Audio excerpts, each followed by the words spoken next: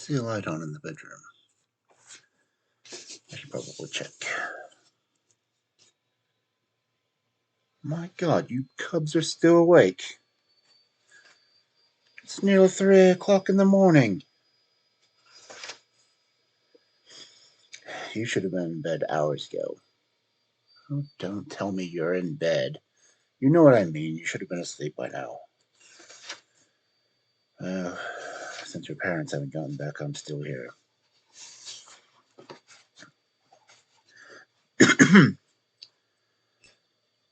You want another story? Another story. Could tell you another version of the same story. You might say it's another version. All right, all right. Get comfortable. Turn off that light above your bed. I can see fine from here. Let's see, which page in this book? Ah, there it is. This one is actually Red Riding Hood. And it will not be the same story. On the first day of spring, the wolves eat the prettiest girl. They warn the town which girl they want, slashing the door to her house and urinating on the step. No one sees the wolves, just as no one sees the dew before it sops the grass. As winter wanes, the town thinks the curse broken, seduced by the mercy of the spring.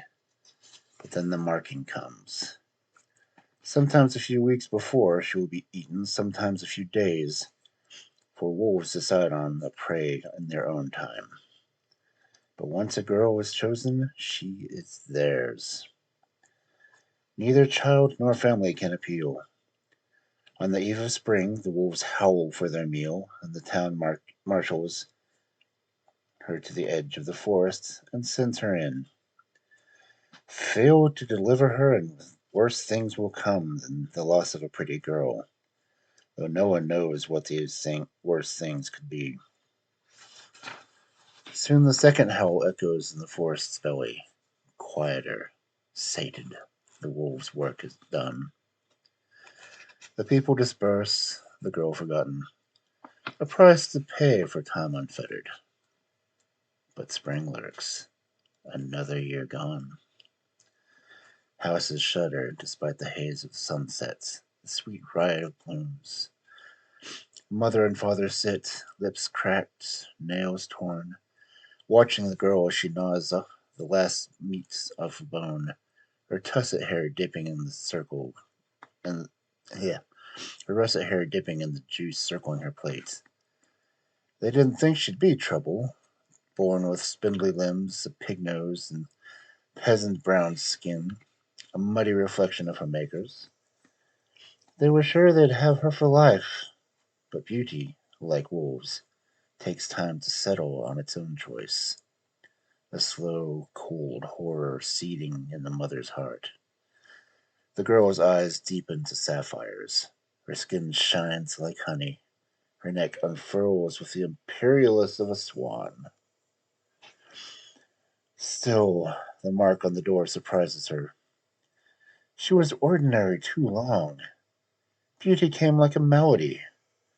She hangs nothing on it, like its paint to peel off, to die for such a trifle. Stupid beasts. She doesn't bother with fear. Virtue is on her side. She reaches for a knife on the table, the one her father used to cut her meat.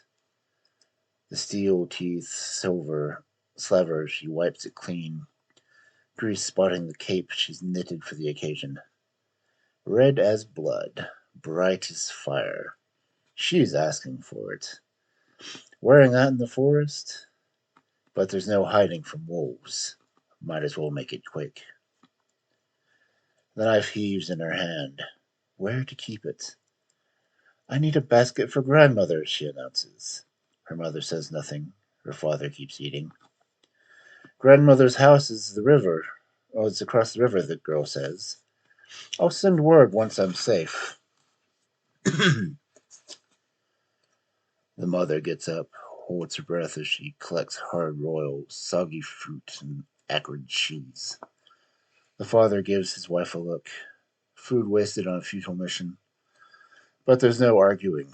Not tonight. Besides, his daughter is as stubborn as his wife's mother. The kind of woman who expects a blanket from a guest, even one running from wolves. The sun douses with angry flames, a flame snatched in a fist. The wolves howl from the forest. It is the first time the girl feels scared. Until now, she thought she could beat them somehow. Human against animal, good against evil. But it is their song that stirs her. The dirge of self-pity, as if they cannot help themselves. They are prisoners of their nature, and goodness is no weapon against the possessed. Even so, she enters the forest calm. The town brings her to the brink, every last man, woman, child, and they wait as she goes, hands clasped, as if praying for her soul. In truth, they are there to stop her from running back. Her slippers crackle over twigs, a tentative path opening before her. The lane of girls sent to die. She remembers these girls, born beautiful, born marked, skulkingly furtively about town, avoiding the eyes of those that would sacrifice them. They knew, these sisters. Long before the wolves came, they knew they were meat.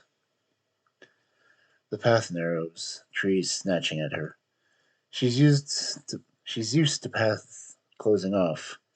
It's not just the beauties who suffer. Other girls are tainted by the wolves too. The girls who weren't picked. Boys rake through them like leftovers. It's why any girl who marries one cleans up after him without complaint. She's lucky to be alive, and they tell her in their grunts and growls. Lucky her beauty isn't worthing of the beasts. Her mother was one of these, plucked from the scrap heap. The girl saw it in her father's face. All men spend their lives yearning for the one they can't have. The girl devoured by wolves. Now they're trapped with second best. It's why her father is never happy. She would have married a boy much the same. Not now, though. Whatever happens from here, her life will be different. But a different life comes with a price. It takes walking the path between life and death. The knife lies hidden in the basket, a silver twinkle in her eyes. Let them come, just like that. They prowl out of darkness like fog, clouding the path where it ends. A tribe of formless shadows, like genies summoned to a wish. But it is their eyes that give them away, ruthless yellow crescents as old as time. She raises the red hood of her cape like armor, backs up. Moonlight traps her, the forest's torch. They circle, boys in breeches of black leather, their chests bared, their forearms taut with veins. For a moment she thinks this is all a ruse, that there were never wolves, only boys marking a girl for themselves. A girl to run with their rebel tribe, a princess for wayward princes. But now she sees their lips coated with drool, a trail of hair down their bellies. She smells the feral musk. This is the problem with wolves. They're tricksters, shapeshifters that draw you close. Killing you is not enough. They want to play with you first. Your mother would kill me for telling you the story. Don't tell her. Your choice speaks one of the boys, dark skulled and long in the tooth. His words are wet, yet plaintive somehow, an unusual plea. She sees the hunger in his eyes. in all their eyes. Now she understands. She must choose which wolf will eat her. That is the game. Play along, she thinks. Survival comes not in resistance to the game, but winning it. She takes her time, evaluating each. Her hand slides into the basket, feeling for the knife, her eyes roving up and down the lean, famished ribs, as if they were starved for the whole year for this moment. But there is one who is different. He, the leader of the pack, hidden in the shadows, arms crossed, chest full, the one who isn't famished at all, who looks frankly bored. He has pearl white skin and dark, unruly curls. He's like Cupid himself, his beauty so unmatched by the others that he knows he will be picked, just as he has always been picked before. But there is no conquest in this, his eyes say. He sees the ugly duckling inside her, beauty found instead of earned. She won't taste as good because of it. Pick someone else, he's telling her. He's had his fill. But it is no use, for he is beauty incarnate, which is why he knows that she will choose him. And she does. Go, he tells the others. They whine but do not fight, limping into the trees. They'll have the scraps, he tells her. She is alone with him now. He looks her over. The yellow eyes warm to gold, his pale cheeks flecked pink. With the other boys gone, he's considering her anew. He stands erect. Saliva sops his mouth. Then he sees her hand in the basket. She squeezes the knife. Either he hasn't spotted it, or he isn't bothered. Be my guest, he says. Eat your little picnic. Fatten yourself up. You'll only taste better. It's for my sister, she replies. She lives across the river, with grandmother. His ears twitch. River is past our territory. Don't know the girls who live out there, he admits. Nothing but skin and bones, I bet. Not true, the girl sighs. My sister's more beautiful than I. The dots of pink in his cheeks expand. Younger or older? Younger. Across the river. Where? She chuckles. As if I'd tell you that. He lunges, snatches her by the throat. Your grandmother's house. Where is it? Blood rims his eyes, foam flying from his lips. Tell me. Or what? You'll eat me, says the girl. You're already going to do that. He lifts her off the ground over his dripping jaws as if to swallow her in one gulp. But it's not she that he's dripping for. Tell me, and I'll let you free. She considers this. And your friends? They'll follow me the moment I go. You run back home and kiss Mommy and Daddy. Now tell me before I change my mind. She pauses. Wolves lie. So do girls too big for their britches, he snarls, his claws cutting into her neck. Could be making this all up so I free you. Blood trickles down her throat. It doesn't stop him. Nothing will stop him. He will make her tell him, no matter what tortures he has to invent. Follow the river around its east bank, she says, her voice a crushed whisper. There's a willow grove. Cross to the other side and you'll see a cottage in the glen. He drops her hard to the ground, then kneels over her on all fours, his face and chest turning hairier. Hairier, his voice a hot-mouthed hiss. If she isn't there, I'll find you and rip out your bones. Mommy and Daddy, too. He slashes his claws across her cheek to mark her. Then he starts to run. Soon she hears a scamper of wolves caught unawares, loping after their leader. Relief. So much relief as she hustles away, not because she's free, relief because she isn't beautiful anymore. Her cheek carved up, the sign of a girl who strayed from the path. She could imagine her mother and father's faces upon her return. First joy, then pity. For who would want such a girl? The town's offering, sent in sacrifice, sensed in submission, but too woeful to play the part. Bad girl, they'll whisper. Broke the rules. Other girls might get ideas. No, no, no. Better to be eaten by wolves. Even her mother and father would agree. Only it's not her mother and father she's going to see. Grandmother's house is a short distance to the west. The wolves run quicker, of course, but she's sent them east, around the river, which even at the fastest pace will take a fair bit of time. She pries between the trees, tangled in darkness, but the fear is gone. She takes time to marvel at the forest. The jackknife of branches, the kiss of the underbrush, the blinking jewels of eyes in the dark. Red hooded serpents rear their heads with the blood colored girl slithering past. It's not enough for the wolves to rule this kingdom into which they were born, she thinks.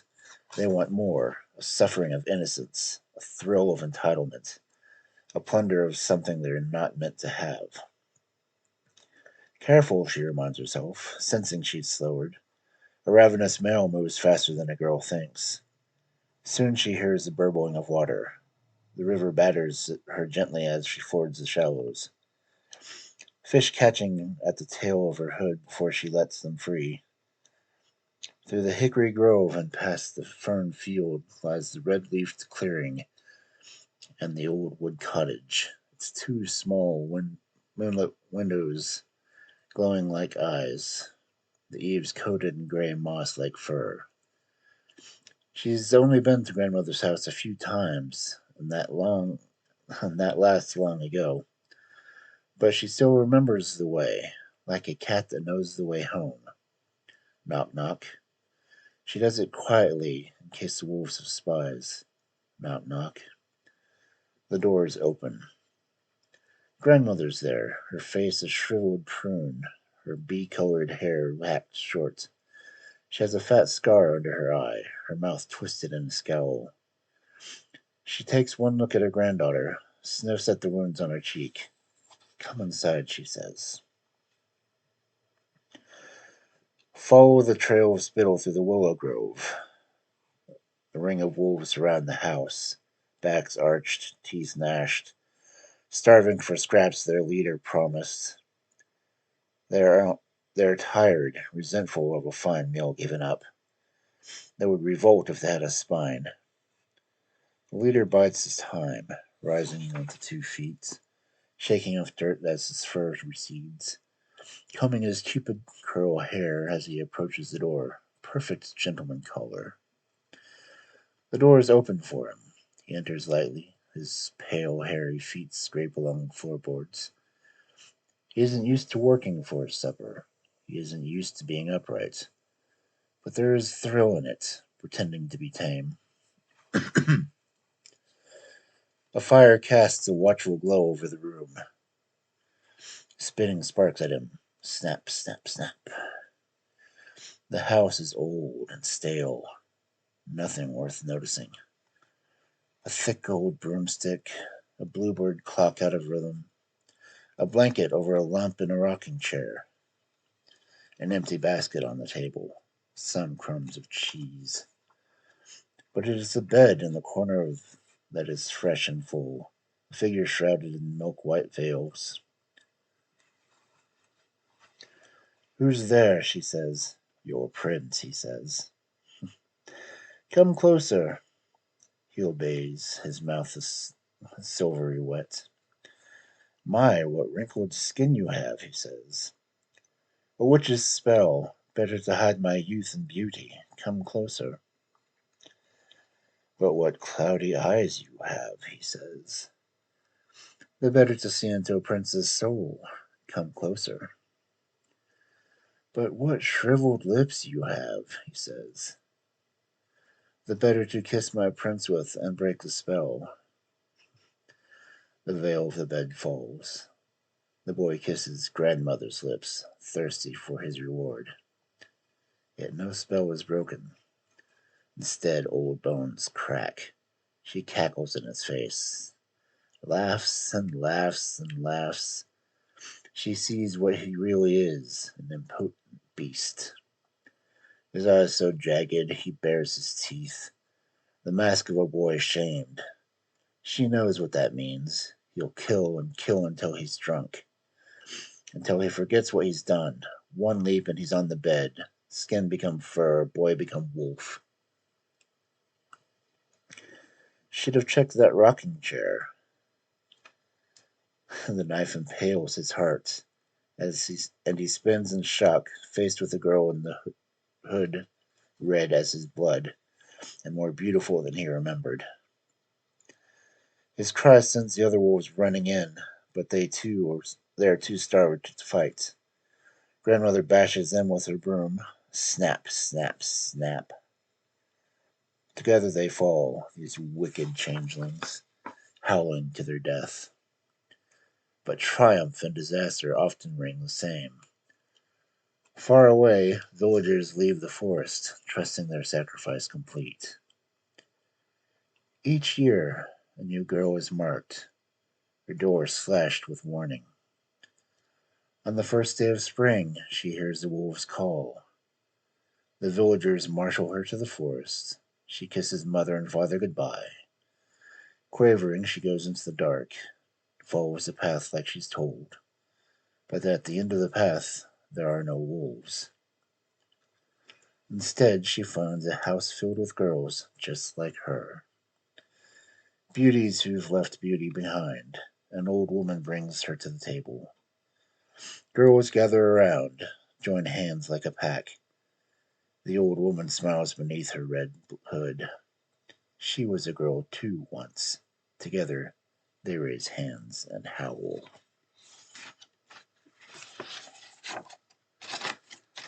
Uh, yes, yes. Now you've had your story, young pups. Don't take beauty for granted, and don't send it to the wolves. Take the ones that have the beauty inside, and know them well, because they're the ones who will truly claim your heart, for good or bad. Now, my dear precious cubs, would you please go to sleep?